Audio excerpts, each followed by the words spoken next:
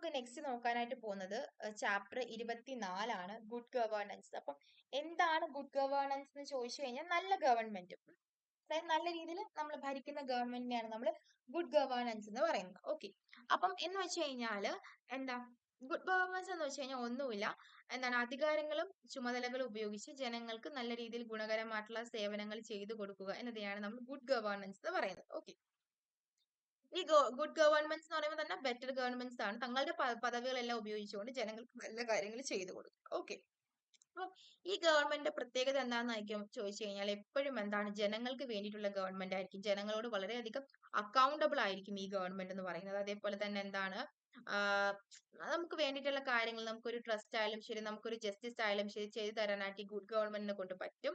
അതേപോലെ തന്നെ എന്താണ് ഇവരുടെ മെയിൻ ആയിട്ടുള്ള ഡ്യൂട്ടീസ് എന്ന് വെച്ച് കഴിയുമ്പോൾ നിയമങ്ങൾ നല്ല രീതിയിൽ പരിപാലിക്കുക, ജനങ്ങൾക്ക് ആവശ്യമായിട്ടുള്ള കാര്യങ്ങൾ ചെയ്തു കൊടുക്കുക, അഴിമതി രഹിതമായിട്ടുള്ള ഒരു ഭരണം കാഴ്ചവെക്കുക, ഇതൊക്കെയാണ് ഗുഡ് ഗവേണൻസിന്റെ പ്രത്യേകതകളായിട്ട് പറയുന്നത്.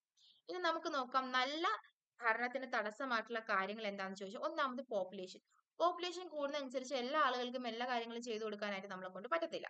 പിന്നെ അതേപോലെ തന്നെ അർബനൈസേഷൻ. ഓക്കെ, അർബനൈസേഷൻ വന്നു കഴിഞ്ഞു കഴിഞ്ഞാൽ എന്താണ് ഭയങ്കര റഷ് ആയിരിക്കും പീപ്പിൾ. അങ്ങനെ വരുമ്പോ എന്ത് ചെയ്യാൻ പറ്റില്ല, നമുക്ക് എല്ലാ ആളുകൾക്കും എല്ലാ കാര്യങ്ങളും ചെയ്തു കൊടുക്കാനായിട്ട് പറ്റത്തില്ല. പിന്നെ അതേപോലെ തന്നെ അക്രമങ്ങള്, കലാപങ്ങള്, യന്ത്രവൽക്കരണം, ഇതൊക്കെയാണ് എന്ത് ചെയ്യുന്നത് ഒരു ഗുഡ് ഗവേണൻസിനെ ബാധിക്കുന്ന ഘടകങ്ങൾ.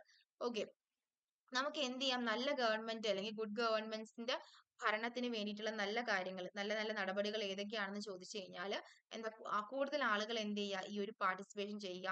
അതേപോലെ തന്നെ നമ്മുടെ ടെക്നോളജി എല്ലാം യൂസ് ചെയ്ത് കഴിഞ്ഞാൽ നമുക്ക് എന്ത് ചെയ്യാൻ പറ്റും, നല്ല രീതിയിൽ ഭരണം കാഴ്ചവെക്കാനായിട്ട് പറ്റും.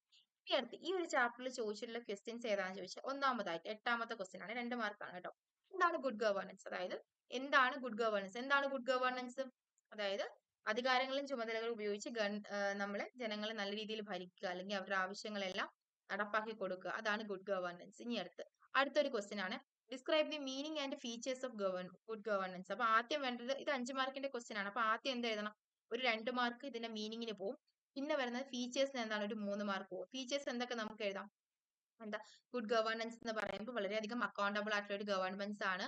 ഇതെന്ന് പറയുമ്പോൾ ഒരു ബെറ്റർ ആയിട്ടുള്ള ഒരു ഗവൺമെന്റ്സ് ആണ്. ഇത് വളരെ എഫിഷ്യന്റ് ആയിരിക്കും. അതേപോലെ തന്നെ എന്താണ് അഴിമതി രഹിതമായിട്ടുള്ള ഒരു ഗവൺമെന്റ് ആയിരിക്കും. നീതിപരമായിട്ടുള്ള തീരുമാനങ്ങളായിരിക്കും എടുക്കുന്നത്. അങ്ങനെ നമുക്ക് എന്ത് ചെയ്യാം, നമ്മുടേതായ രീതിയിൽ പോയിന്റ്സ് എഴുതാം.